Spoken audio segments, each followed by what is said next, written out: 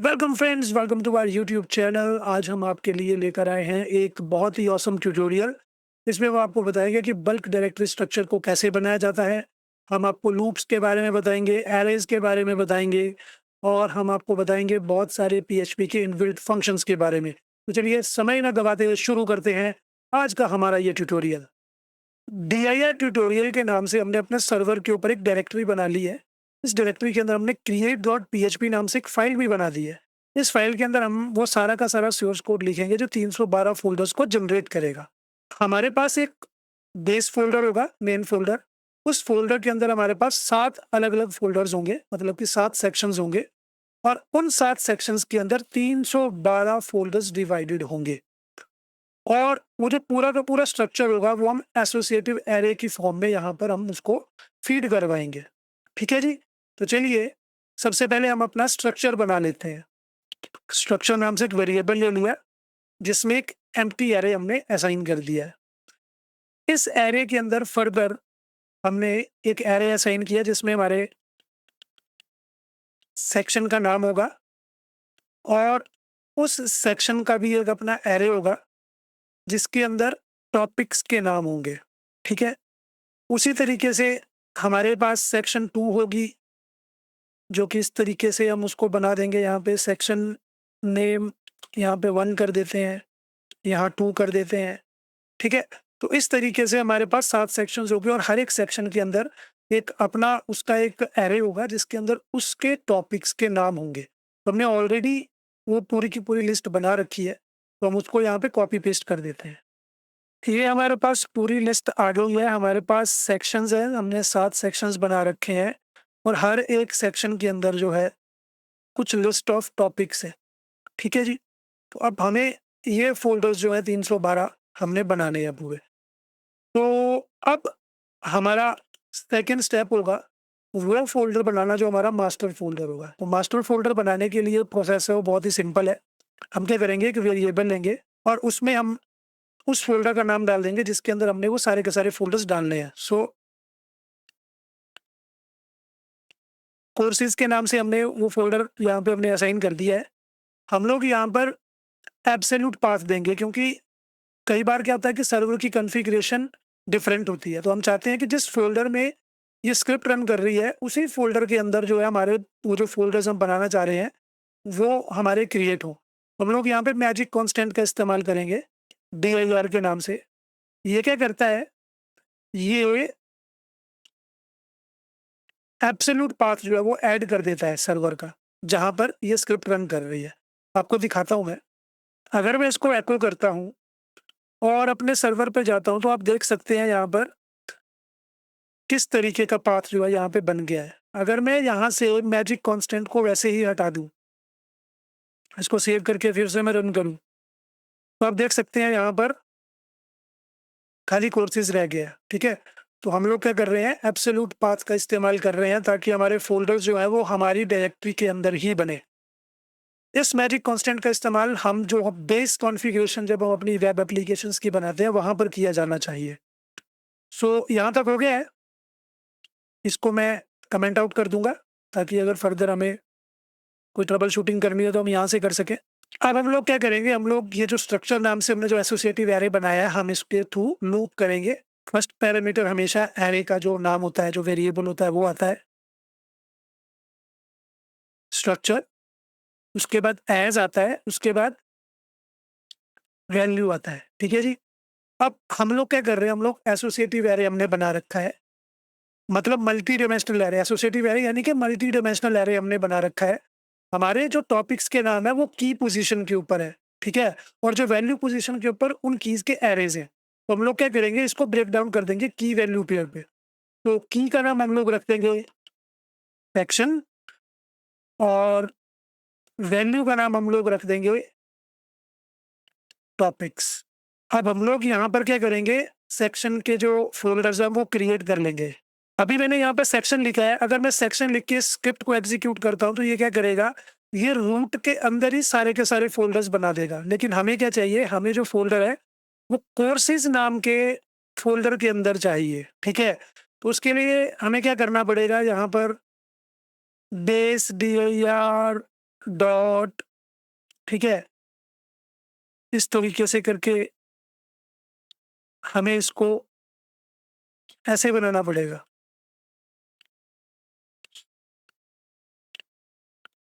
सो कुछ इस तरीके का जो हमारा कोड बनेगा, ठीक है। लेकिन यहाँ पर एक चीज़ ध्यान देने वाली है, जो हमने फ़ोल्डर्स के नाम तो हमने रख लिए हैं, सेक्शन हमने एरे बना दिया है, लेकिन आप किसी भी ऑपरेटिंग सिस्टम में चलोगे, वहाँ पर ना कुछ नेमिंग कन्वेंशंस का इस्तेमाल करना पड़ता है। और जब भी हम फ़ोल्डर्स बनाते हैं, फ़ोल्डर का नाम जब हम चूज़ करते हैं, तो उसमें कुछ सर्टेन कैरेक्टर्स जो होते हैं, वो अलाउड नहीं होते हैं। उस नाम से फ़ोल्डर नहीं बन सकता है। तो ऐसा कोई सिचुएशन ना आए, तो उसके लिए हम क्या करेंगे, सेक्शन को जो है, हम यहाँ पर एक फ़ंक्शन के अंदर पास करेंगे, जिसका नाम है preg replace। preg replace जो फ़ंक्शन होता है ना फ्रेंड्स, ये फ़ंक्शन क्या करता है, ये स्ट्रिंग को सैनिटाइज़ करता है, ठीक है? इसमें क्या होता है कि आप एक रिजेक्ट्स पैटर्न डाल देते हैं और उसको बोल देते हैं कि भई हमें सिर्फ़ इस टाइप के कैरेक्टर्स ही चाहिए, उसके अलावा और कोई कैरेक्टर आए तो उसको वहाँ से निकाल दे, ठीक है? तो इसमें 3 पैरामीटर होते हैं। फर्स्ट पैरामीटर में आता है आपका रिजेक्ट्स, सेकंड पैरामीटर में आता है कि अगर कोई अनवांटेड कैरेक्टर आ जाए, तो उसको किस चीज़ के साथ में रिप्लेस करना है, ठीक है? तो वो सेकंड उसमें आता है। और थर्ड वाला जो आपका जो पैरामीटर होता है, उसमें आपका एक्चुअल स्ट्रिंग आता है, जो कि हमारे केस में सेक्शन है, ठीक है? तो हम यहाँ पे सबसे पहले एक रेजेक्स लिख लेंगे, 2 स्लैशेस लगा लिए, 2 ब्रैकेट्स लगा लिए। तो हम इसको बोलेंगे कि अगर इस स्ट्रिंग के अंदर, सेक्शन नाम की स्ट्रिंग के अंदर कोई भी लेटर कैपिटल ए से लेके कैपिटल ज़ेड तक है, तो उसको तू अलाउ कर दे, बाकी सबको तू निकाल दे, ठीक है? फिर हम बोलेंगे कि स्मॉल ए से लेके स्मॉल ज़ेड तक अगर कोई कैरेक्टर, तो उसको भी रख ले, बाकी सबको निकाल दे। फिर हम बोलेंगे कि 0 से लेके 9 तक जितने भी नंबर्स हैं, वो सारे अलाउ कर दे, बाकी और सारी चीज़ें निकाल दे। तो अभी तक क्या बना है हमारे यहाँ पर? अभी तक जो बना है वो है कि जो भी हमारा सेक्शन का नाम होगा, उसमें अगर ए से लेके कैपिटल ए से लेके कैपिटल ज़ेड तक कोई कैरेक्टर होगा, या स्मॉल ओ से लेके स्मॉल ज़ेड तक कोई कैरेक्टर होगा, या 0 से 9 तक कोई कैरेक्टर होगा, या इन सब का मिक्सचर होगा, तो उसको वो अलाउ कर देगा। बाकी सबको वो वहाँ से रिमूव कर देगा, ठीक है? अब अगर हम यहाँ पर देखें, सेक्शन 3 में आपको दिखाई देगा कि यहाँ पे जे क्वेरी एंड भी साथ में लगा हुआ है। तो इस केस में अगर हम इस फंक्शन को एग्ज़ीक्यूट करते हैं, ठीक है? इस स्क्रिप्ट को एग्ज़ीक्यूट करते हैं, तो वो एंड को रिप्लेस करके वहाँ पे निकाल देगा, वहाँ से रिप्लेस कर देगा, ब्लैंक उसको भर देगा। तो हमें एंड भी चाहिए, तो हम क्या करेंगे, यहाँ पर एंड यहाँ पर साथ में ऐड कर देंगे, ठीक है? यहाँ पर बीच में स्पेसेस भी हैं, ठीक है? तो अगर हम इसको ऐसे ही छोड़ देंगे, तो स्पेसेस को वो रिमूव कर देगा, क्योंकि हमने यहाँ पे रिजेक्ट्स में डाला नहीं है। तो हम स्पेसेस को भी ऐड कर देंगे यहाँ पर, ठीक है जी? उसके बाद हो सकता है कि कई टॉपिक्स में हमने हाइफ़न्स का इस्तेमाल भी किया है, ये देखिए। तो हमें हाइफ़न भी ऐड करना है, स्पेस को एंड में कर देंगे, हाइफ़न को भी ऐड करना है। और अगर आप ध्यान से देखें, हमने यहाँ पे कॉलन का इस्तेमाल भी किया है, तो हम लोग यहाँ पे कॉलन का इस्तेमाल भी करेंगे। और अगर देखें, तो यहाँ पे हमने डॉट का इस्तेमाल भी किया है, तो हम यहाँ पर डॉट भी यहाँ पर साथ में ऐड कर देंगे, ठीक है जी?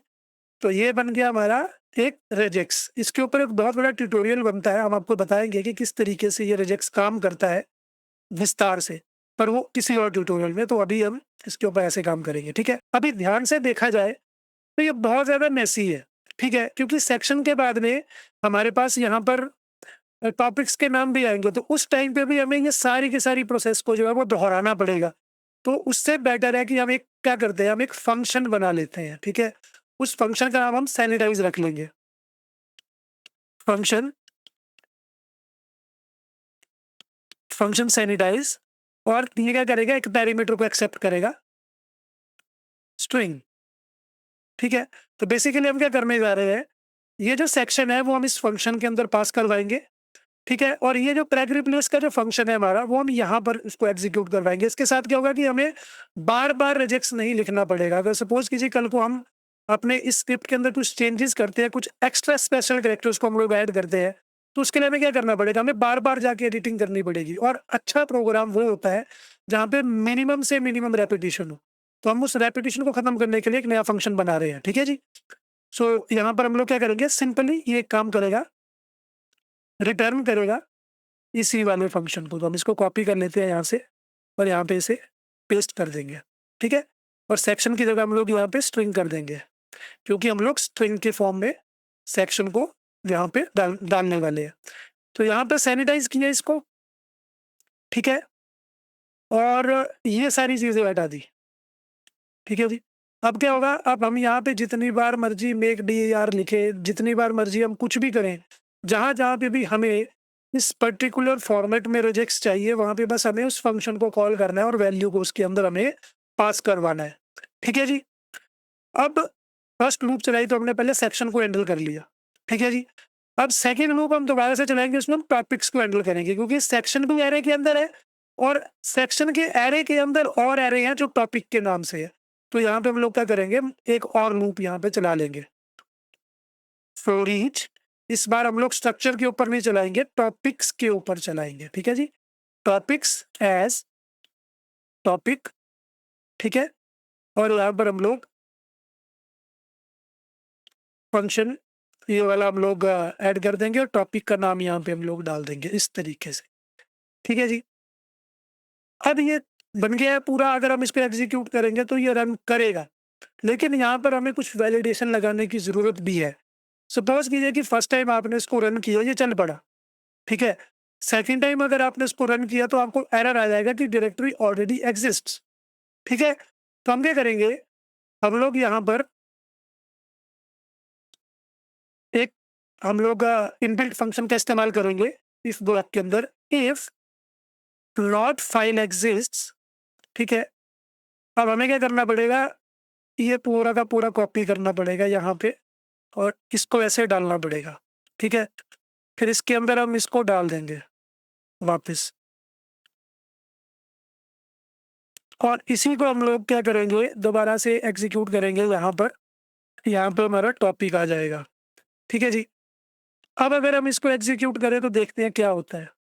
अब ये बोल रहा है कि mkdir नो सच फाइल और डायरेक्टरी ऑन लाइन नंबर 344, क्योंकि आप देख सकते हैं यहाँ पे बेस डायरेक्टरी हमने डिफाइन तो करी है लेकिन उसका फ़ोल्डर नहीं बनाया है। तो उसके लिए हम क्या करेंगे, यही वाली कंडीशन को हम लोग क्या करेंगे, यूटिलाइज़ करेंगे। If not exist base directory then we create a base directory, ठीक है जी? तो ये क्या करेगा, उस डायरेक्टरी को क्रिएट कर देगा। तो चलिए देखते हैं क्या करता है ये। अभी भी बोल रहा है कि नो डायरेक्टरी लाइन नंबर 348। पहले तो चेक करते हैं कि सेक्शन में कोर्सेज़ नाम की डायरेक्टरी बनी है? बनी है और देखो इसके अंदर इसने फ़ोल्डर्स भी बना दिए हैं। फ़ोल्डर्स तो बने लेकिन वैसे ही नहीं बने जैसे हम बनाना चाहते थे और दूसरी बात उसमें एक एरर भी आया था बाद में। ठीक है? तो हमें ये देखना है कि वो एरर आया क्यों था? यहाँ पे हमने क्या गलती करी है? ठीक है? तो हम देख सकते हैं कि टेक्निकली कोर्सेज़ फ़ोल्डर के अंदर हमारे 7 फ़ोल्डर बनने चाहिए थे और उन 7 फ़ोल्डर के अंदर बाकी के फ़ोल्डर्स, लेकिन वो सारे के सारे बाहर ही बन गए। ठीक है? तो यहाँ पे क्या हुआ है?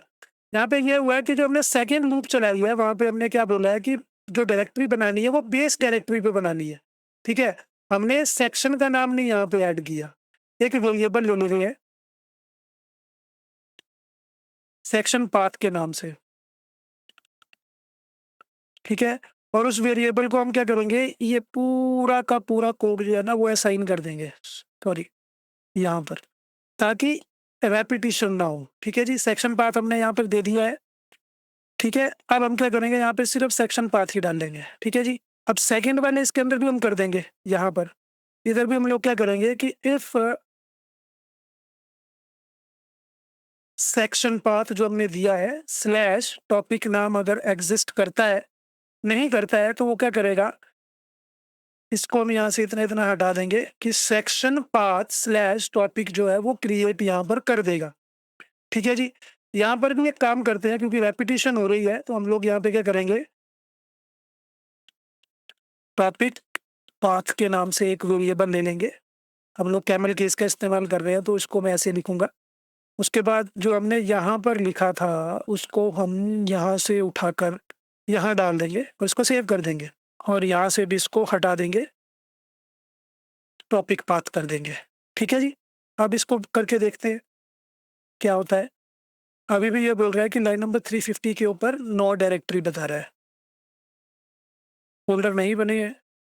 ये एरर इसलिए आ रहा है क्योंकि यहाँ पे जब हमने फ्लैग रिप्लेस का इस्तेमाल किया था तो हमने कॉलम्स को भी यहाँ पर पास करने के लिए उसको अलाउ किया था। जबकि फ़ोल्डर की जो नेमिंग स्कीम होती है, जो कन्वेंशंस होती है, वहाँ पर कॉलन का इस्तेमाल नहीं हो सकता। चलिए अब एग्ज़ीक्यूट करके देखते हैं कि क्या होता है। और एकदम से सब कुछ हो गया, लुक्स लाइक कि हमारे फ़ोल्डर्स बन चुके हैं। तो यहाँ पर हम इसको रिफ्रेश करते हैं, कोर्सेज़ के अंदर गए, 7 सेक्शन बन गए और हर एक सेक्शन के अंदर उसके अपने-अपने फ़ोल्डर्स भी बन गए। Let's check them all. सभी में है, 3 में भी है, 4 में भी है, 5 में भी है, 6 में भी है और 7 में भी है। तो ये बन गए हमारे फ़ोल्डर्स, ठीक है जी। अब सपोज़ कीजिए कि हम चाहते हैं कि ये जो फ़ोल्डर बने हैं, ये जो फ़ोल्डर है, इन फ़ोल्डर के अंदर भी कुछ फ़ोल्डर्स बने। क्योंकि हम लोग एक कोर्स को प्लान कर रहे हैं, एक पूरे के पूरे चैनल के जो कंटेंट है उसको हम प्लान कर रहे हैं, तो उसमें हर चीज़ जो है वो अरेंज होनी चाहिए प्रॉपर तरीके से। तो जब भी एक कोर्स कोई बनाया जाता है या कोई ट्यूटोरियल वीडियो बनाया जाता है, तो उसमें क्या-क्या चीज़ें बनती हैं? एक तो जो वीडियो रिकॉर्ड होती है वो, अगर कोई एसेट्स यूज़ किए हैं वो, या फिर कोई रीडमी फ़ाइल अगर आप डालना चाहते हैं जिसमें आप एक्सप्लेन करें कि हाँ भई इसमें क्या-क्या चीज़ें होंगी, वो, या तो फिर एक फ़ोल्डर होता है जिसमें आप इस सोर्स कोड को रखते हैं जो आपने बना लिया है टॉपिक वाइज़, ठीक है? तो हमें वह भी बनाने पड़ेंगे। तो उसको बनाने के लिए हम क्या करेंगे, यहाँ पे इसको अपेंड करेंगे। अपेंड करने के बाद हम लोग यहाँ पर क्या करेंगे, हम एक हर एक डायरेक्टरी के अंदर हम लोग क्या करेंगे, एक रीडमी डॉट टेक्स्ट नाम की फ़ाइल बनाएँगे। दूसरा हम लोग बनाएँगे सोर्स कोड के नाम से फ़ाइल, ठीक है? तीसरा हम लोग बनाएँगे अ, रॉ के नाम से फ़ाइल जिसमें हमारी सारी की सारी जो वीडियो फुटेज होगी वो आएगी। उसके अलावा हम बनाएँगे एसेट्स के नाम से फ़ोल्डर जिसमें अगर हम कोई एसेट्स इस प्रोजेक्ट के अंदर यूज़ कर रहे हैं, जैसे कि कोई म्यूज़िक या फिर कोई भी ओवरले या कुछ भी हम कर रहे हैं, तो वो हम उसके अंदर डालेंगे। तो हम क्या करेंगे, हम जल्दी से एक एरे बना लेंगे यहाँ पर, ठीक है? एरे हम लूप के अंदर नहीं बनाएँगे, हम लोग एरे बनाएँगे लूप से बाहर। या फिर एक काम करते हैं कि हम एक फ़ंक्शन ही बना लेते हैं और हम डायरेक्टली उस फ़ंक्शन को पास करें, क्योंकि अब अगर हम इसे यहाँ पे अपेंड कर रहे हैं तो फ़ंक्शन हमारा बढ़ता जा रहा है, ठीक है? और वो देखने में अच्छा नहीं लगेगा और बहुत कॉम्प्लिकेटेड सा लगेगा। तो दिखने में सिंपल लगे, कुछ वैसी चीज़ बनाते हैं, तो हम एक काम करेंगे कि हम एक फ़ंक्शन बना देंगे जो टॉपिक नेम के साथ में उसके सब फ़ोल्डर्स भी बना देगा साथ में, ठीक है? तो एक फ़ंक्शन लिखेंगे, फ़ंक्शन क्रिएट टॉपिक बीआईआर, ठीक है? अब एक फ़ोल्डर को बनाने के लिए हमें 2 चीज़ों की ज़रूरत पड़ती है। एक तो है कि उस फ़ोल्डर का नाम और दूसरा उस फ़ोल्डर का पाथ। तो सबसे पहले हम क्या करेंगे, उस फ़ोल्डर का जो पाथ है, हम यहाँ पे एज़ अ पैरामीटर ले लेंगे, पाथ और टॉपिक नेम, ठीक है जी? और यहाँ पर भी वही चीज़ करेंगे, नीचे से हम कॉपी पेस्ट कर लेते हैं। टॉपिक नेम जो है हमारा, हम उसको सैनिटाइज़ कर लेंगे। So topic name is equal to हमारी यहाँ से ये हटा देंगे क्योंकि हमारा जो पाथ है वहाँ से डायरेक्टली पूरा भेजेंगे। Topic name is equal to sanitize topic name, ठीक है जी? हम क्या कर रहे हैं, इस टॉपिक नेम को हम लोग सैनिटाइज़ कर रहे हैं, ठीक है जी? टॉपिक पाथ क्या होगा, अ, टॉपिक पाथ विल बी, जो हम पाथ डाल रहे हैं, पाथ डॉट कॉनकैटिनेट करेंगे स्लैश को और टॉपिक नेम हम यहाँ पर डाल देंगे, ठीक है जी? तो ये बन गया हमारा टॉपिक पाथ। अब हम क्या करेंगे, सेम इसी फ़ंक्शन को हम लोग कॉपी करेंगे ऊपर और यहाँ पर हम लोग लिख देंगे if not exist topic path make dir topic path, ठीक है जी? ये हो गया। उसके बाद क्या करेंगे, फ़ोल्डर बन गया, फ़ोल्डर बनने के बाद अब हम क्या करेंगे, हम लोग जो रीडमी फ़ाइल जो हमने बनानी थी अब उसके लिए कोड लिख लेंगे। जैसे डायरेक्टरी को बनाने के लिए mkdir नाम का एक इनबिल्ट फ़ंक्शन होता है, वैसे फ़ाइल को क्रिएट करने का भी एक फ़ंक्शन होता है जिसे हम बोलते हैं फाइल पुट कंटेंट्स। इसके अंदर फाइल का नाम हमने मेंशन कर दिया कि तेरे को ये फाइल बनानी है, उसके बाद हमें उसके अंदर कुछ कंटेंट भी हमने उसको अंदर डालना होगा। तो हम यहाँ पे डाल देंगे कि नोट्स फॉर डॉट लगाकर टॉपिक का नाम, टॉपिक नेम। तो जब भी रीडमी फाइल बनेगी, रीडमी फाइल के अंदर ऑटोमेटिकली एक लाइन आ जाएगी नोट्स फॉर, फर्स्ट लाइन जो होगी वो नोट्स फॉर जो भी टॉपिक का नाम है वो वाली। ठीक है, रीडमी फाइल बन गई। उसके बाद जो हमने सब फोल्डर बनाने थे, सोर्स कोड है ना, रॉ एंड एसेट्स, ये तीन फोल्डर भी बनाएंगे। उसके लिए हम लोग क्या करेंगे, एक एरे ले लेंगे सब फोल्डर्स के नाम से, सिंपल एरे होगा। उसके अंदर हम लोग दे देंगे फोल्डर्स का नाम रॉ, सोर्स कोड और क्या था, एसेट्स। सॉरी, इसको कोट्स में लेना है, स्ट्रिंग्स है क्योंकि ये। ठीक है, अब हम क्या करेंगे, फॉर ईच लूप लगाएंगे और सब फोल्डर्स जो भी हमने बनाने हैं उनको, क्योंकि वो सिंगल एरे है, सिंपल एरे है, तो इसमें हम लोग की वैल्यू पेयर का इस्तेमाल नहीं करेंगे। ठीक है, सेम वही चीज़ हमने यहाँ पर करनी है। इसको मैं कॉपी कर लेता हूँ यहाँ से। सो यहाँ पर हम लोगों को पाथ भी देना पड़ेगा, क्योंकि अगर नहीं दिया तो फोल्डर बाहर ही बना देगा। तो उसके लिए हमें क्या करना पड़ेगा, हम लोग यहाँ पर एक पाथ ले लेंगे, सब पाथ इज इक्वल टू हमारा जो टॉपिक का पाथ है, क्योंकि हम टॉपिक के फोल्डर के अंदर बना रहे हैं तो टॉपिक का पाथ हम लोग यहाँ पे चूज करेंगे। ठीक है, topic path dot slash folder. ठीक है, ये हमने कर दिया। अगर हम बोल रहे हैं कि अगर ये एग्जिस्ट नहीं करता तो फिर ये बना देना। ठीक है, जो पहले जो कोड लिखा था उसने क्या करना था कि उसने कोर्सेज फोल्डर के नीचे ही उसने ये फोल्डर्स बना देने थे तीन, वो उसने अंदर नहीं बनाया। तो हमने इसको यहाँ पे बता दिया है कि भाई तू जो फ़ोल्डर बनाएगा तू उस पर्टिकुलर फ़ोल्डर के अंदर जाकर तू इनको सबको बनाएगा। अब ये फ़ंक्शन हमने बना दिया है, ठीक है? सारा का सारा काम हो गया। अब हमने कुछ नहीं करना है, इसको उठाए, मेन फ़ंक्शन में लेकर गए और यहाँ पर हम लोगों ने ये इसका ट्रायल कर देना है, ठीक है? तो इसको हम यहाँ से वो करेंगे, बंद करेंगे ऐसे को। ये फ़ंक्शन का हमने नाम लिया, पहला पैरामीटर था हमारा क्या, और दूसरा पैरामीटर आ जाएगा हमारा टॉपिक का जो नाम आ जाएगा, ठीक है जी? अभी यहाँ पर हम लोग इसको यहाँ पे भी सैनिटाइज़ कर रहे हैं और यहाँ पे भी सैनिटाइज़ कर रहे हैं, 2-2 जगह करने की ज़रूरत नहीं है। यहाँ से हम इसको यहीं से सैनिटाइज़ करके भेजेंगे तो हमें इसको यहाँ पर सैनिटाइज़ नहीं करना पड़ेगा, क्योंकि जो नाम जाएगा वो एग्ज़ैक्टली जैसा जाना चाहिए वैसा ही जाएगा। सो ये बन गया हमारा पूरा का पूरा कोड तैयार हो चुका है। अब एक काम करते हैं, अपने फ़ोल्डर स्ट्रक्चर में जाते हैं, कोर्सेज़ सेक्शन में जाते हैं, DIR ट्यूटोरियल में जाके इस फ़ोल्डर को हम यहाँ से डिलीट कर देंगे ताकि हमें पता चल जाए कि फ़ोल्डर्स दोबारा से बने या कि नहीं बने। अब हम जाएँगे अपने वेब डायरेक्टरी में, क्रिएट करेंगे और यहीं पर सबसे पहला एरर आ चुका है। क्या एरर है वो देखते हैं। लाइन नंबर 349 के अंदर एरर है। ओके, सो यहाँ पर हमने गलती करी है। देखिए, हमने यहाँ पर ना जो पाथ का पैरामीटर है ना वो हमने टॉपिक पाथ दिया है, ठीक है?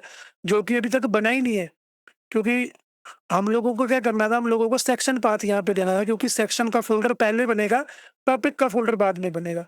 तो इसको हम यहाँ से हटाएँगे और यहाँ से इस चीज़ को हटा देंगे, ठीक है जी?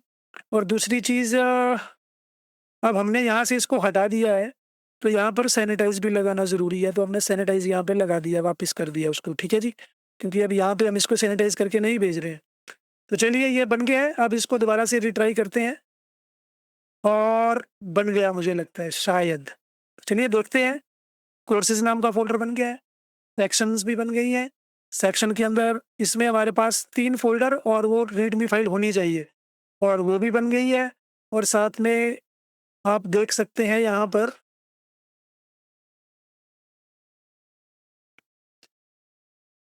कि रीडमी फ़ाइल के अंदर जो है हमारे उसका नाम भी आ गया है, टॉपिक का नाम भी आ गया। अगर हम किसी और को ओपन करके देखते हैं, तो वहाँ पर भी हमें ये देखने को मिलेगा।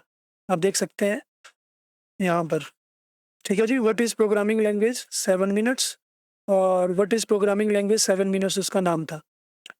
तो बहुत ही अच्छे तरीके से यार हम लोगों ने ये फ़ोल्डर डायरेक्टरी स्ट्रक्चर जो हमने बना लिए हैं, तो फ्रेंड्स ये था हमारा आज का ट्यूटोरियल। अगर आपको ये ट्यूटोरियल पसंद आया है तो वीडियो को लाइक करना बिल्कुल ना भूलें, और अगर आपके मन में कोई डाउट है तो आप कमेंट सेक्शन में हमें बता सकते हैं। और अगर ये सोर्स कोड आपको चाहिए तो लिंक डिस्क्रिप्शन में डाल दिया है भाई, वहाँ से आप उसको डाउनलोड कर सकते हैं।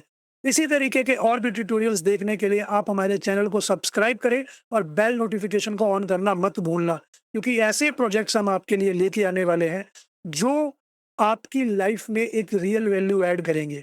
ये कोई स्टॉक ट्यूटोरियल्स नहीं होने वाले हैं। जो ट्यूटोरियल्स हम लेकर आएँगे वो रियल टाइम एप्लीकेशंस के ऊपर हम आपको लेकर आएँगे ट्यूटोरियल्स, और ऐसे ट्यूटोरियल्स जिनके साथ आप फुल कंप्लीट वेब एप्लीकेशंस बना सकें और उनसे पैसा कमा सकें। सो इजाज़त चाहता हूँ आपसे, अगले ट्यूटोरियल में आपको दोबारा से कुछ नया सिखाने के लिए फिर आऊँगा। धन्यवाद, जय हिंद।